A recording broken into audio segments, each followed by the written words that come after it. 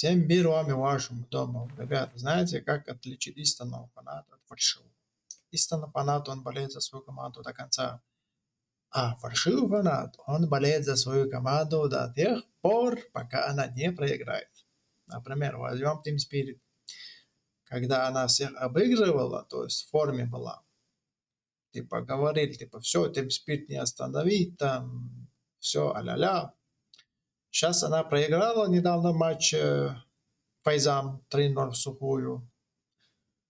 Вот сейчас уже начали ее хейтить под разным видео, там комментариях, типа, Чоппер плох, Николил нормально, Донк вообще не играл, Нейра вообще бот, Шир не попадает, дефолтные киллы, Зверь куда-то улетел, зазвенел.